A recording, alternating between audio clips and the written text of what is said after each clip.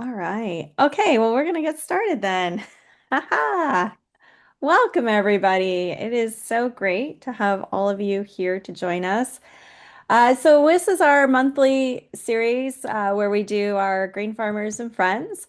And usually we have Greg, Phil, and Dean joining us, but Phil was off and we are preparing to market your grain. So it seemed perfect to have Rob Wallbridge from SureSource join us about marketing grains. So we're super excited to talk to you about that today. But before we get started, I'd like to do our land acknowledgement and take a moment to thank the space that we all are happy to farm and work within. And we want to recognize, because we're coming from all across Ontario, that there are many traditional territories of Indigenous nations. And we want to acknowledge the long-standing relationship with the land and the knowledge that continues to shape how it is cared for today.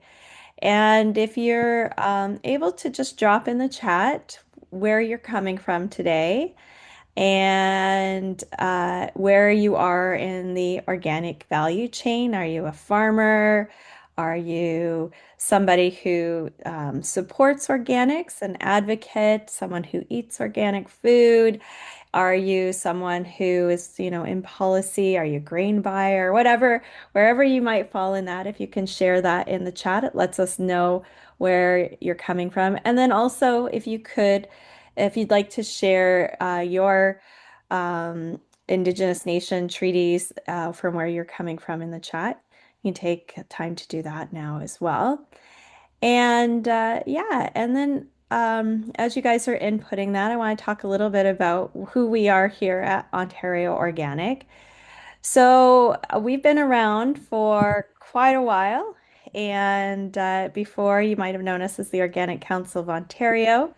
And so since January, we have been Ontario Organic, and we are a very small, not-for-profit organization that's here to support the entire organic value chain here in Ontario, which is a really big job. I say, you know what? I get to help so many people all the time, and it is a fantastic job. And so me and my small team that you see here, as well as our board of directors, uh, are that helping hand in organics here in Ontario.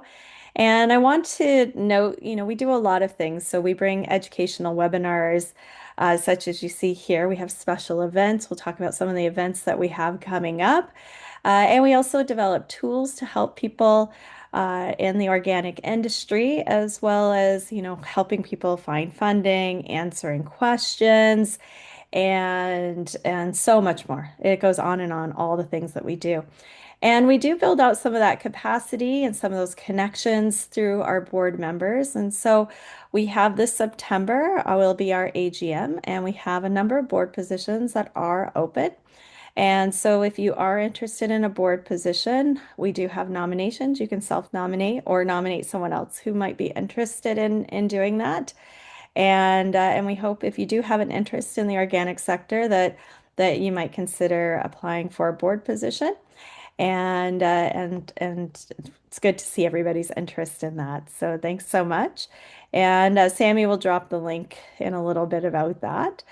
And one of the events that we do have coming up that is very relevant to the conversation we're having today, but in general, is that we will actually be at Canada's Outdoor Farm Show in September.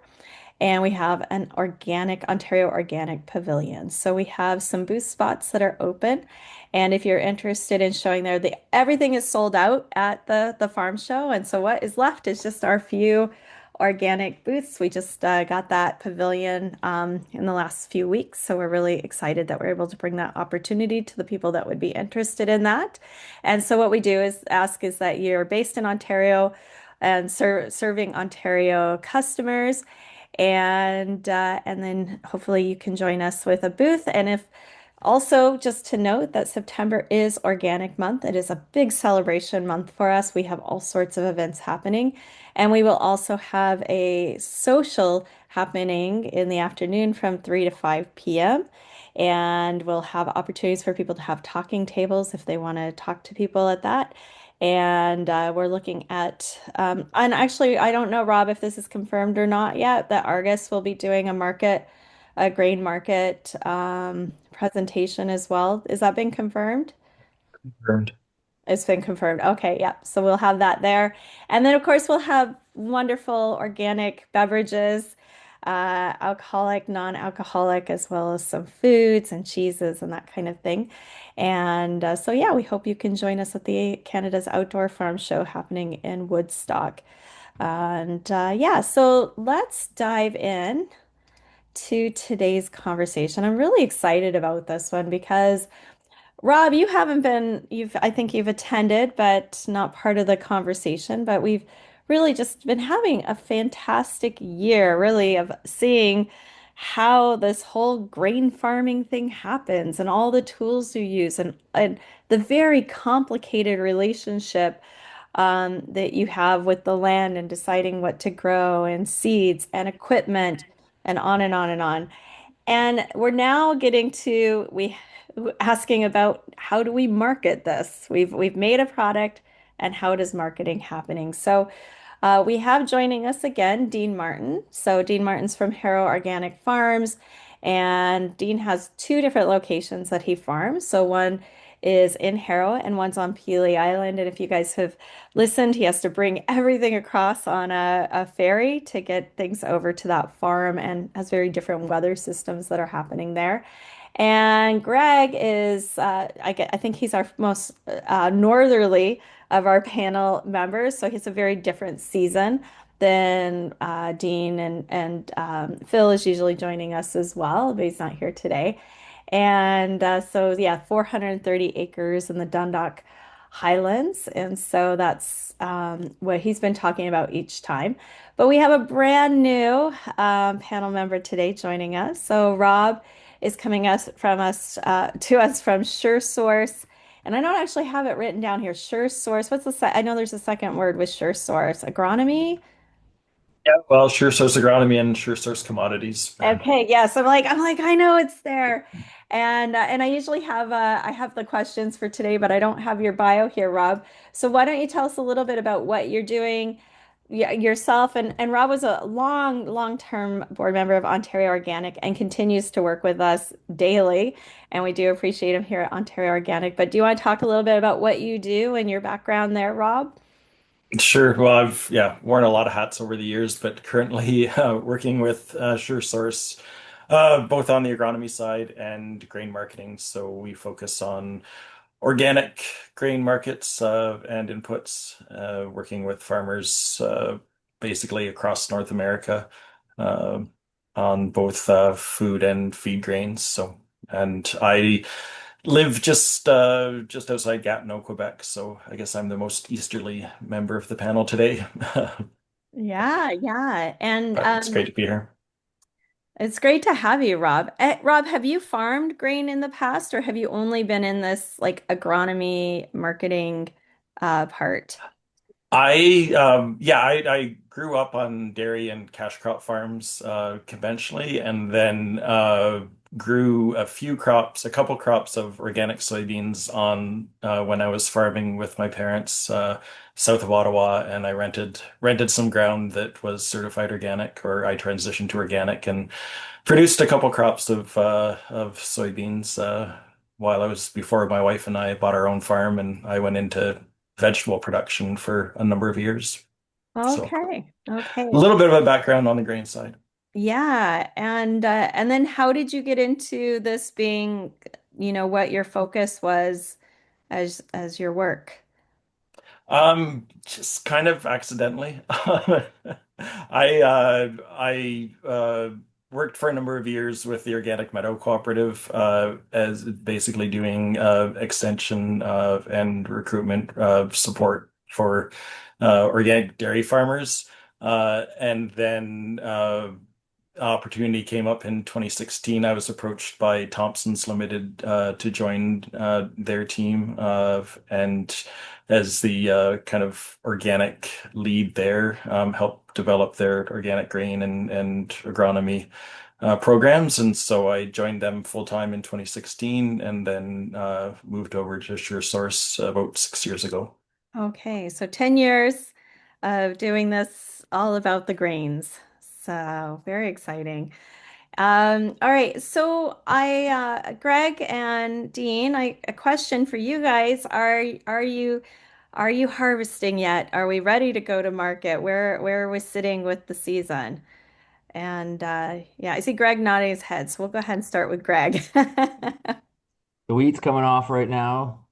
The rye could have been coming off a week ago. We just haven't had the right weather to make enough progress to get to it yet. So just about done wheat. We'll start rye probably tomorrow.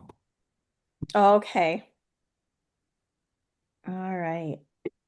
And how about you, Dean? First off, can you hear me well? Yeah. Okay, no, I was having some technical difficulties. I'm in a tractor today, so our wheat is off. It started coming off early July and finished up, I don't know, somewhere around the 20th, I suppose. And so we're in the process of it's in the grain bin and getting it marketed, and yeah, kind of just doing odds and ends now. Okay. Okay. All right. And so you've harvested. Do you are you already selling before you've even harvested, or is it like after it comes off and you have an idea of how much you're going to sell? I'll start with you, Dean. That's your off. So for me, we sold ahead of time, and in the organic market, quite often you can sell by the bushel, or you can sell the total crop. And wheat, we like to have it marketed and gone before soybeans come off. So it's nice to market it early. And I marketed it to somebody who took the crop, and the crop yield ended up being a bit more than what I would have marketed. I made a guess on it, but I think I guessed around 10. It's going to be about 13,000 bushel or something like that. And so, yeah, we marketed it entirely ahead of time. Okay. And what does that mean, Dean? Like when you say you market it, do you like go on a website and say what you'll have? Do you Yep. call somebody? Like how does that all work? So I've been doing this, I don't know, 20 years or better. And I have people that I have long-term relationships with that I call up and say, what's your price today on any particular commodity? And they'll quote me what they're paying, and everybody usually is all within reasonable amount, within 50 cents type of thing. And sometimes for me it has to do with, well, how far is it? Because if I'm trucking things off the island, because we farm on Peely Island, I like to have it so that I can ship it direct. And if it's too far away, we can't do that. And other times it's just somebody who I like dealing with, or somebody that has a facility and they're better able to handle it. Some marketers don't have a facility, which is all right, but you understand you have to store it, and you have to you have to have it in good condition in order to send it, because they'll be sending it to an end market, maybe down in the States. Okay. Rob, so Dean says he calls around. You guys are all pretty much in the same range. How are you guys doing that? Like how is everybody deciding on the price that they're going to quote for someone like Dean who's calling around? I mean, it varies a little bit according to the crop and the market conditions at the time. We often have kind of this, I mean, same ideas as Dean, when we have long-standing relationships with certain end users, whether they're a flour mill or a feed mill. And so we're in kind of continual conversation with them around, what their needs are and what they're willing to pay for the crop. And then, once we kind of establish that, then we'll work back and, estimate how much freight cost is going to be to get it there. So most of the time, for the majority of what we do, we're buying it directly from the farm. And so we have to factor in all of our costs to get it from the farm to the end user, and then come up with a bid to the farmer from there. So it's really, I mean, yeah, price discovery is complicated on everybody's side. You know, the farmers are calling around to all the buyers trying to figure out, you know, what the where the market price is, and you know, as buyers, we're calling around to our end users, and you know, and they're calling around to their suppliers. So it's just a whole lot of conversations that go into trying to determine, you know, where the market's going to be. Okay. And it's interesting that Dean says they come in pretty close to each other. So everybody's kind of having the conversation that's very similar in terms of all those pro costs and price discovery. So you're not like checking in with another commodity group to see what they're charging. Like you're all doing all that costing based on your end user and transportation costs and all of those pieces. Yeah, I mean it's like, and you know, for the big three anyway, for corn, soybeans, and wheat, it's you know, it's really it's become a global market and a commodity market. So, you know, on the conventional side, you have, you know, the Chicago Board of Trade that kind of acts as the reference point for global crop markets. You know, we don't have that in the organic sector. I mean, but we're still dealing with a, you know, a global supply and demand situation that is influencing those prices for those crops anyway. It's a little more not quite the same if you get into some of the smaller grains and niche crops, but for corn, soybeans, and wheat, that's basically it. Okay. And one of the things like at Ontario Organic, like we had been calling around on behalf of the Organic Grain Hub. We're doing this across Canada and seeing what the prices are going for. Dean, Greg, or Rob, are any of you using that as a resource when you are looking at pricing in general? For myself, sometimes I look at that, and because sometimes if it's a market that I haven't been following, then I'll use that as a basis, but or to look at to see, oh, there's been a change, or but quite often I'll just call up somebody like Rob and I said, you know, what are you offering today? And you know, and he's very good at being fair with the market and what it is. And there are some out there that you get these phone calls from down in the States, and they're asking you to tell them what you think your crop is worth, and they're basically trying to pick your pocket for a little bit.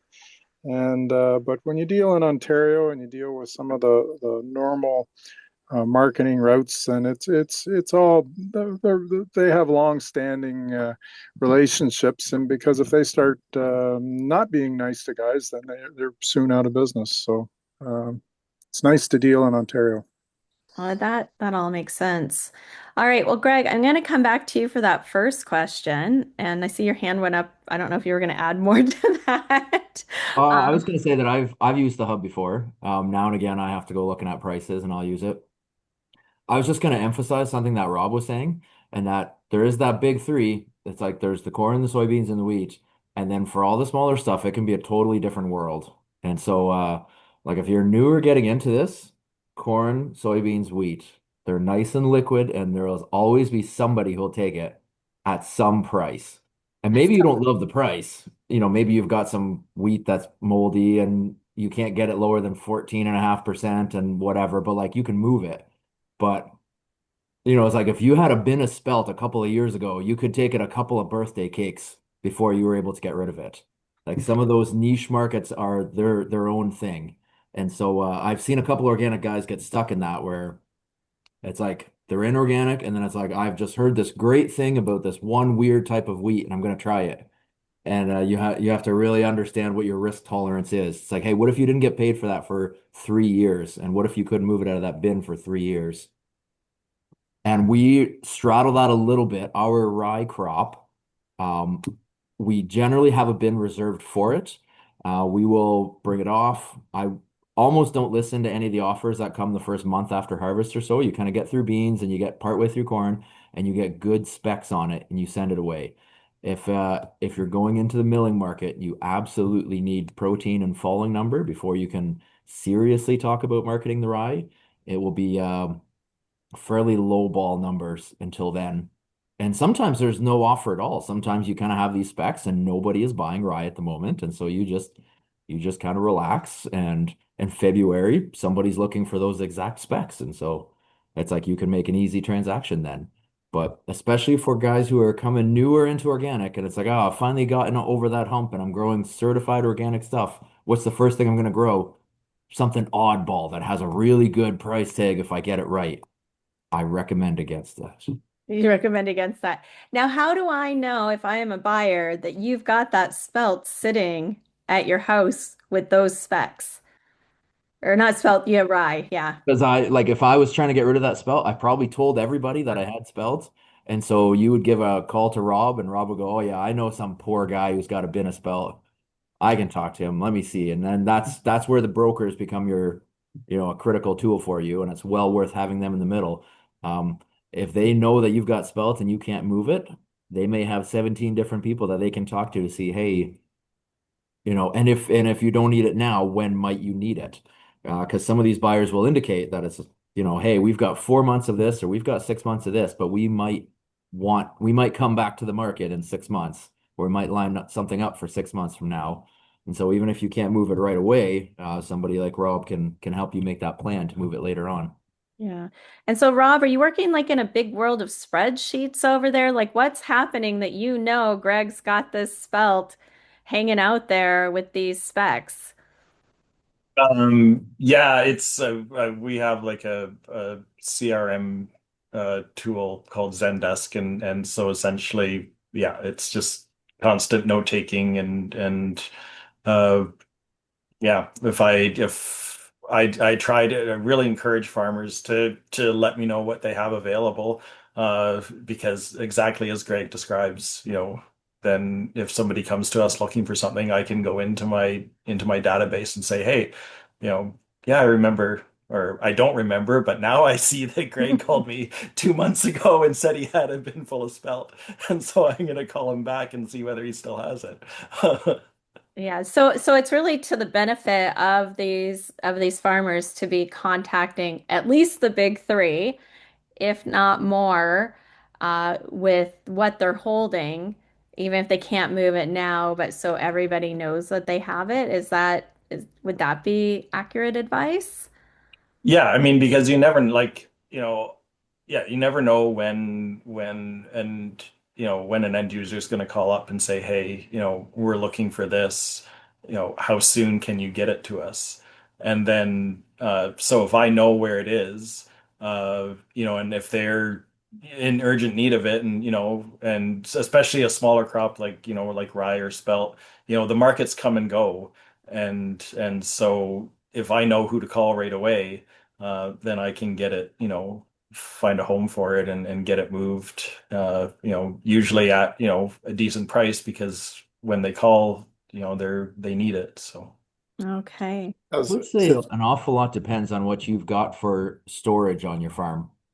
If you have a number of bins, and so you can bring off a crop, and where applicable, you can establish some specs for it. Oh, and you can send a couple samples away and you can sit on it on for a month or two and it's not a big deal. That's a very different marketing situation than if you've got, two bins and it's like, I need one of those bins 6 weeks from now for soybeans, and I need the other one a month after that for corn. And so it's like, this has got to go like yesterday. And that's when you have to think hard about like, okay, maybe I won't capture the best price all the time, but I'm going to contract this wheat ahead of time so that I know it's going. And if I don't quite meet the specs and they offer back a lower price, if they try to negotiate, that's still good because I need this stuff out of the way. You Okay. that. But yeah, that can be a tough situation if you've got a crop, even a common crop, and yeah, you have trouble moving it, and it's time to harvest soybeans, and you can't move.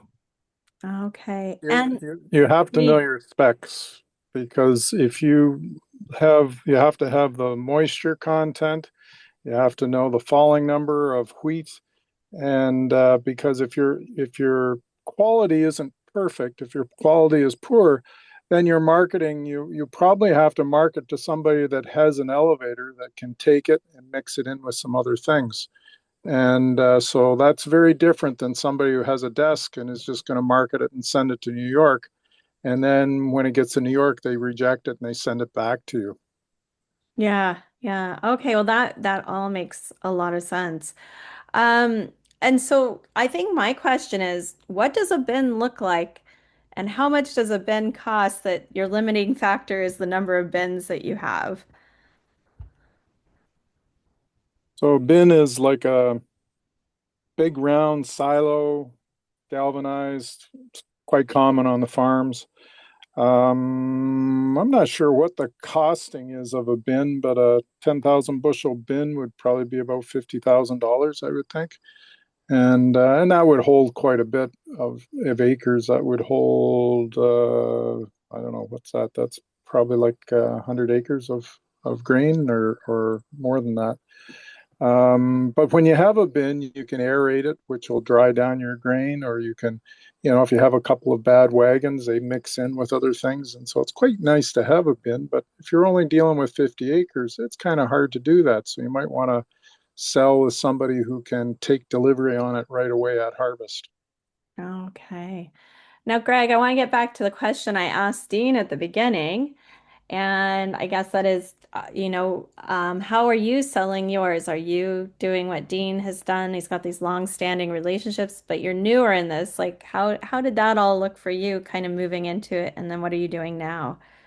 Okay, so I'm going to say quick. I pulled up the most recent quote I have, which is 2022. So this is already 4 years out of date, but this is a 17,000 bushel bin. And sorry, Dean, what did you say your wheat crop was this year? 13,000? 13,000 Yeah, bushels? something like that, 13,000 bushel. Yeah. Okay, so this will be a little bit overkill for that. But yeah, 17,000 bushels. And this is Horst Systems, and they're saying 73,000. Yep. And then yeah, like no excavation, no electrical, whatever. But that is with a bin fan and a pad. So yeah, yeah. I think Dean said 50,000 for a little bit less than that. That's a 30-foot seven ring. So that's a pretty good big size. That's yeah. What's that work out to per bushel? Um, Do the math. ooh, $4.30. Yeah. And the larger the bin, the cheaper it is per bushel. The smaller the bin, the more costly it is. And then it depends on your aeration and the add-ons that you do to it. But it's not cheap, but they last for 30, 40 years. Yeah. And and what are these add-ons? Like, what are you guys doing to these bins? If Like, what? you want What's going on? aeration, so they have a perforated floor and then a fan that blows air through the crop to dry it down. You can get a larger fan or a smaller fan. How the grain is pulled out, there's some really nice systems and some cheaper systems of augers that empty the bins.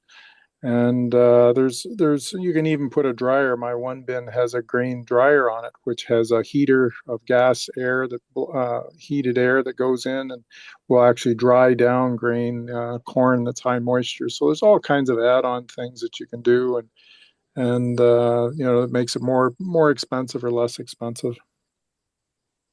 Okay. All right, Greg. So I guess back to that question of how have you been marketing, like finding out your buyers? um, I would say I'm coasting right now, and I'm not doing enough work calling around. I kind of have my regular list, and I've been meaning to do the list, and then Rob just calls me, and it's like it's just easier to take what Rob's offering me right now. Like I see Amanda Pier's name there, and it's like, oh right, when's the last time I called Amanda? That used to be like my list, but yeah, no, it's like okay, it's like if I want to be really thorough, it's like I have had good experience with Andersons, with Shore Source, with Field Farms, and then like I've had some other smaller brokers here or there for special cases, but it's like I've been able to go to those three and move things nicely. Um, Beechwood, Andrew St. Jean at Beechwood, really good for soybeans. And then the only other one would be my local feed elevator, WS Supply, just because we're like 10 minutes away from them, they can often just pick up corn when they're coming back or pick up wheat when they're coming back from somewhere else. So the trucking's almost free. Like it'll be a feed truck that'll come and get it sort of thing. Um, but yeah, an awful lot is through SureSource and Field Farms right now because we got those relationships and the prices are it's like, if I if I shopped around enough, I could maybe do a little bit better. But it's like they're a known quantity that I trust, and I'm more than glad to pay that middleman fee and have it just go smoothly and move that out. You And then can't have do them better then than say, Rob. You can't do better than no, Rob, okay, sorry, I get you're right. You're right. He's listening. You can't do better than Rob. You're right. right? Okay, but let's talk about doing better than Rob. And I'm sorry for this, Rob, but I'll do I'll you take that. do you ever have the end user connect with you directly? Like, is there a point where these middle people are taken out and you can actually make more for your crops? Is that happening? I invite you to reflect on how much value those middlemen deliver. It's Yeah. if you go around them and you go to the end user and then the end user is not happy with it and you have a dispute, or it's like, or they don't want to pay. And lots of them, or I shouldn't say lots of them. There are enough of them that won't pay until you call 4 times. And so it's like, don't count on, 30 or 90 days. It's like, no, it's like you got to bug them and they'll finally pay you at 120. And you hear enough of those stories that it's like, it sure is nice when I can sign a contract with SureSource and it's out the lane and like 8 days later, the money's there and I don't have to Yep. worry about it. And so I have had a couple of tough incidents myself where I went direct to the end user. I've had a couple work great.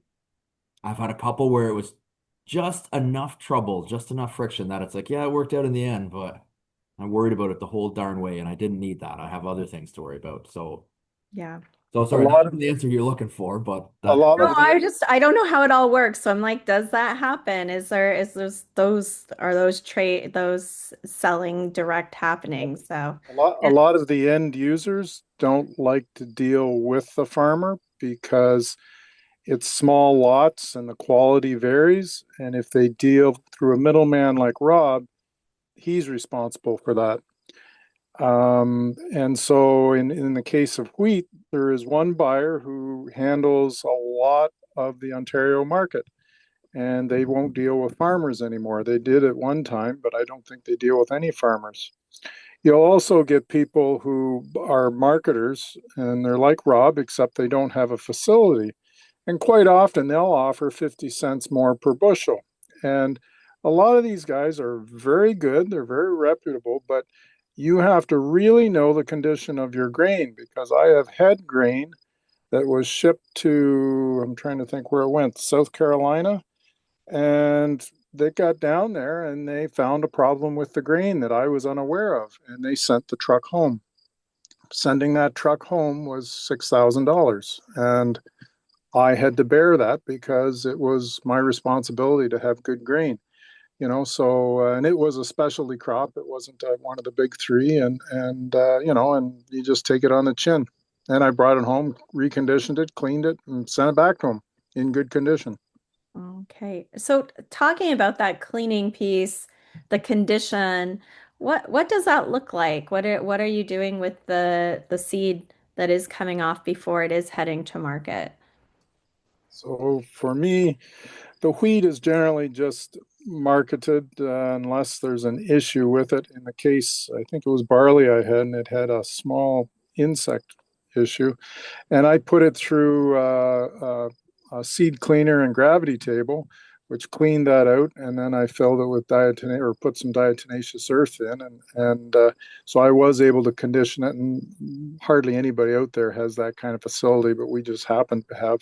In the case of soybeans, there's a lot of weed seeds that come off with soybeans quite often. So most of our soybean crop goes through a pre-cleaner before it goes in the bins, and it stores much better when it's cleaned, and you have less issue with staining.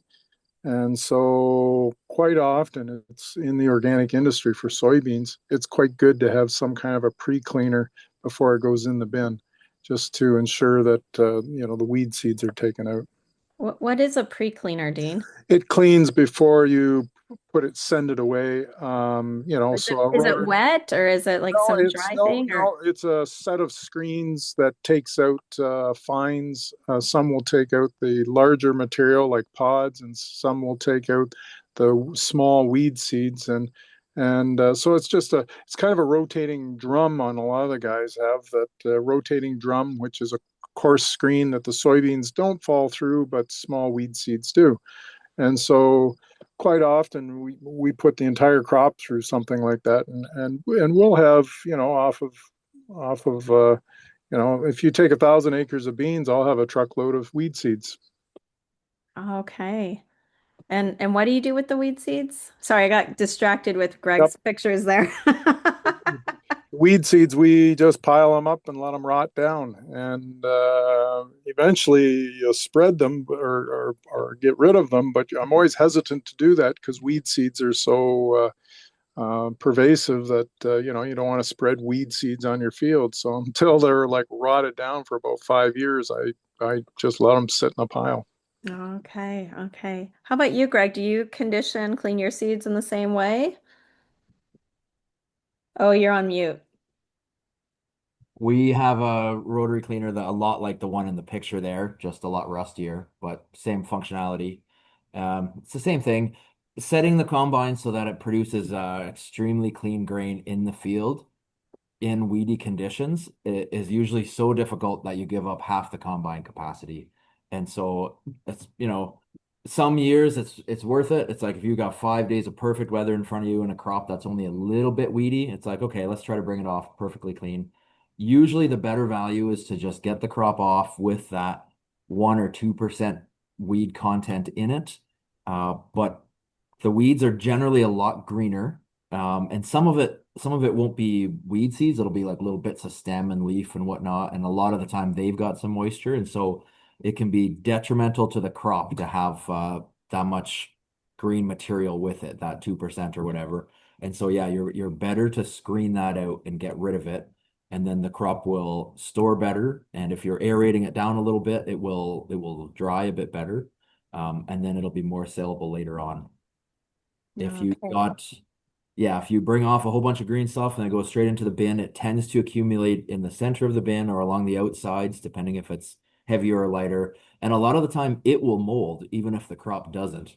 And so it's like you filling a truck with soybeans and it's like, oh, a bunch of beautiful soybeans, but like every 10 seconds, like a basketball sized piece of garbage that's all moldy with like leaves and twigs sticking out of it. That goes past me into the truck. And it's like, oh, customer's probably not going to notice that. Look how many good beans there are. And then it's like 10 more seconds of beautiful beans. And it's like, oh yeah, another bunch of crap. There it goes. Yeah. And so, you don't want to send that.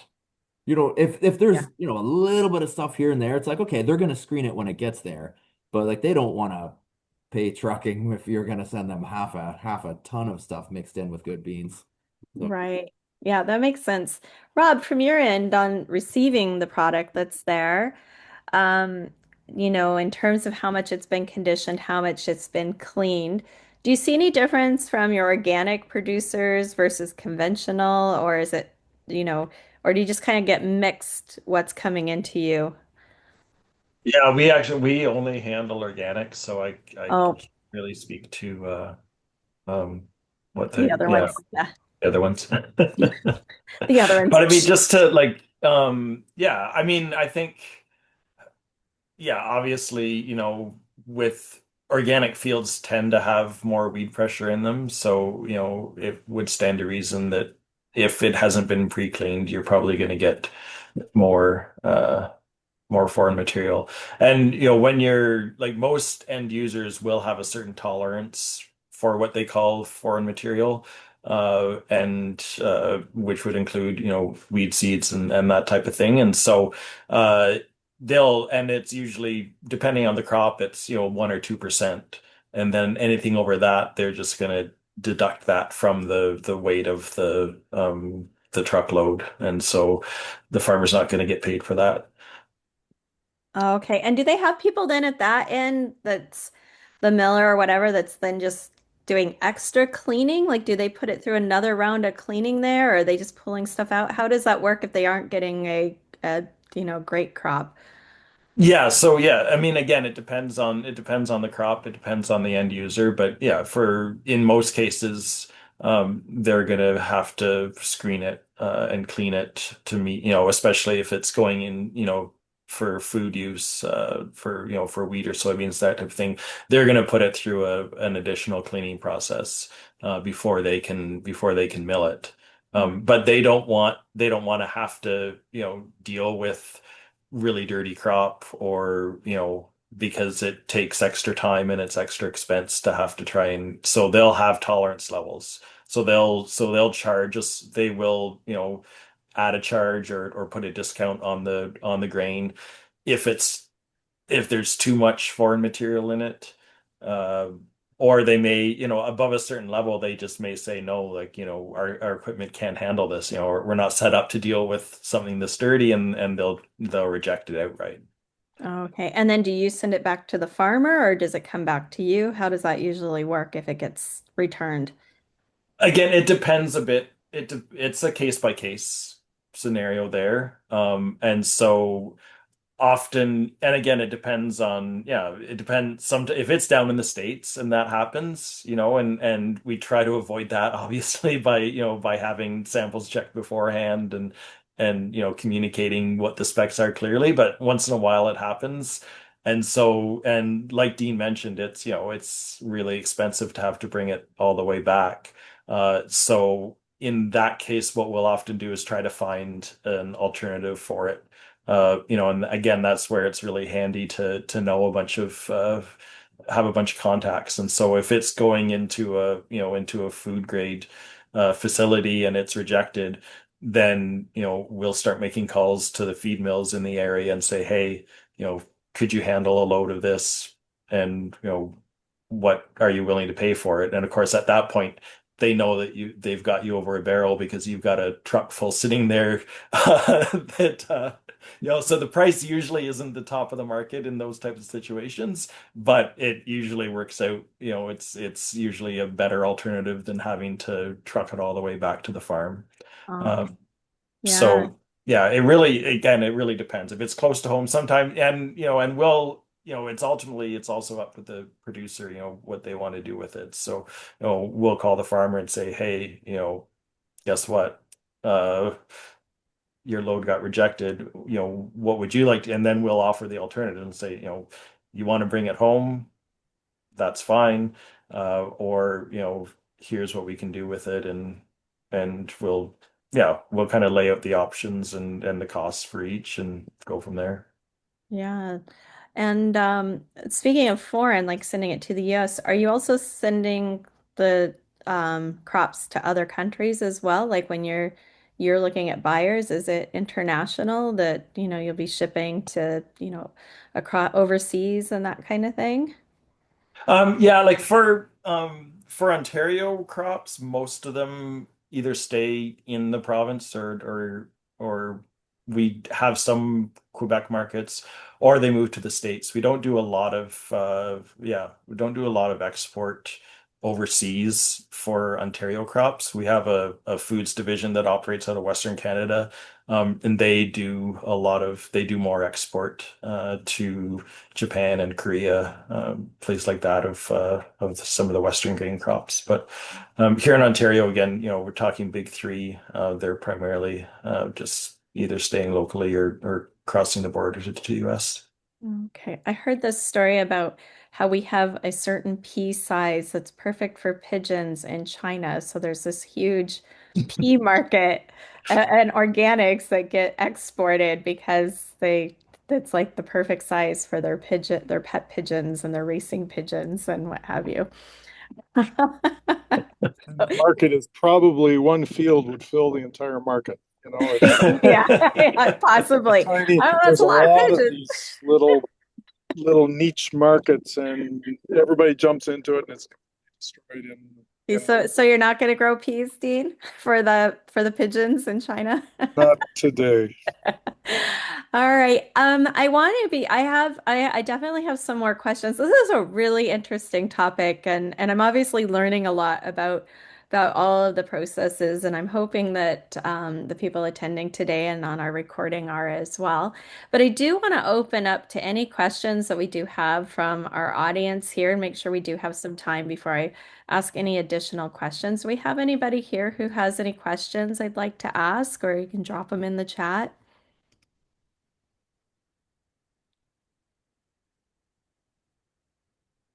I'll just give you a moment there. Oh, I see something. All right. So, Adolf said a little bit earlier, biodiversity for the weeds, adaptation according to your field condition, just like nature does it best. So I think, yeah, and it's true, right? You're going to have that green stuff. It's going to be there because that's just part of farming, organically. All right. And okay. All right. So, Rob, I see that you messaged here. I apologize. You have a couple of slides on pricing and imports. That would be great if you could share that. And then also there is a webinar feedback. So if you want to fill that out while he pulls those slides up. And I always say for those feedbacks, we can only get better if you let us know what you'd like. And if we're doing a great job, we'd love to hear that too. So we know we're on the right track. I don't know if you're able to, oh, we have a question here while he's doing that. So Scott says, any luck cleaning small grains for market at a reasonable scale? I assume the cleaner shown was more for corn and beans. Those cleaners like what Greg put on, you can use those for anything. You just have to buy a different screen to put on them. Mine's a different type. It's called a quick clean, and but it's still a kind of a rotary screen, and you have to match the screen to whatever you're doing. So you can get it for wheat or barley or other crops. You just have to, and it's fairly reasonable, the screens. Interesting that you said that I just converted my DMC high cap cleaner from corn, soybeans to small grains, and DMC is not making the screens anymore. You cannot get them, so we had to get some screening material and cut them out ourselves and change them over, but it is doable. Yeah, I haven't bought anything from the companies in a long time. Even the my cleaning my clipper. There's aftermarket places and you buy, and then you quite often have to make them fit. Yeah, definitely. All right, Rob, I see you got your um, graph up there.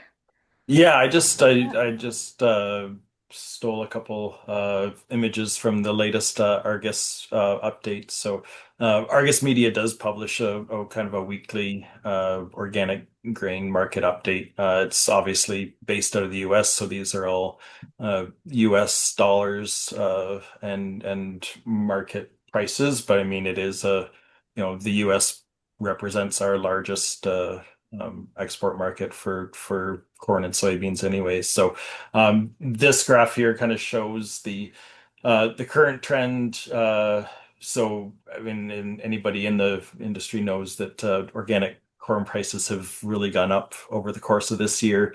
That's the dark line at the top here, well above the 5-year average, and very much better than the market was last year down here. And that's really, largely due to uh, the growth in the organic poultry sector in the US.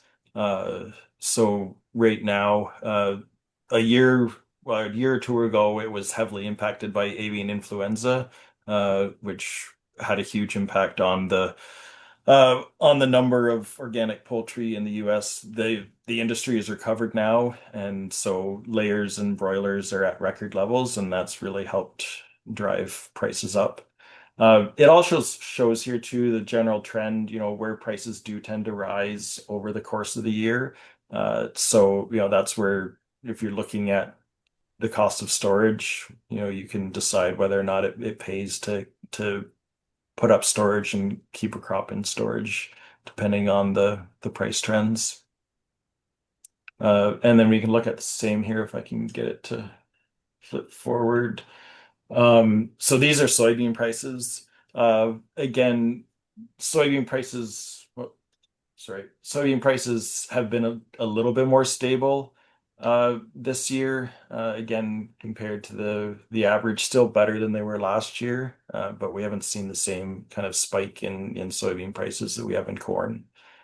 Uh, and then I just wanted to note here too. So these are import levels. So sorry, my mouse keeps Uh, so you see here where again, like the growth in the market in the US has really driven imports, and Canada, Canadian production is included in these import numbers here.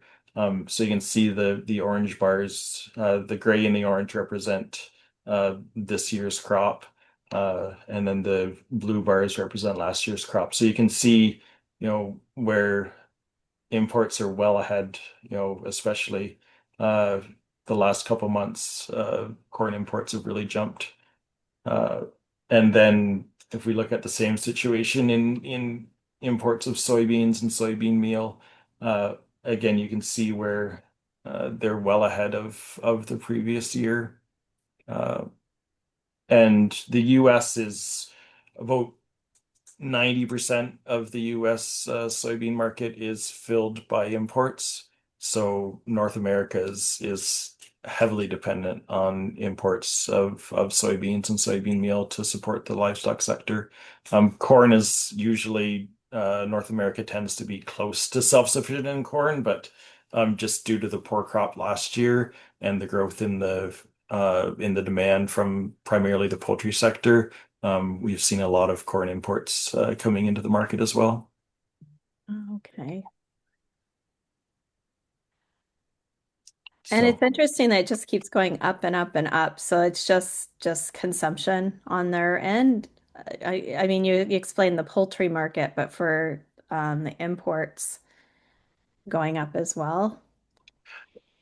yeah, again, it's the case where um, I'm gonna stop sharing here if I can figure out how to do it.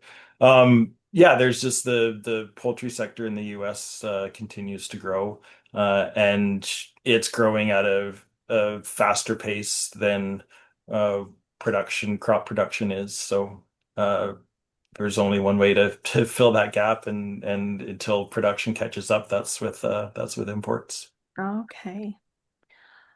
All right. Well, thanks so much, Rob, for sharing all that information. And when we have the grain market report from Argus next month, will this be some of the stuff they'll be covering in that report? Yeah, and I think and he'll be able to go into a lot more detail on the market and provide a bit of insight into where they see the market going as well in the year ahead. So All right, a little bit of forecasting. So yeah, join us yeah, join us at the Outdoor Farm Show in September. Well, I want to thank you, Rob and Greg and Dean, for joining today. It's been really great to talk about preparing your grain for market and also just learning a lot about the market and how that whole process takes place. And we just want to invite you out to some of our other webinars that we'll be having in the upcoming month. And so I think Sammy's going to have to trade with you for screen sharing here. okay. For some reason it's not letting me stop sharing. There we There go. we go. Okay. All right, perfect. Okay, so later this week, we do have Agscape joining us to for their webinar teaching kids about organic. It's a little bit different than today, but we're really excited to be talking about kids and teaching as well. We also are continuing our monthly series with our market gardeners. So this one will be about pricing and profitability with the market gardening and also with our retailers.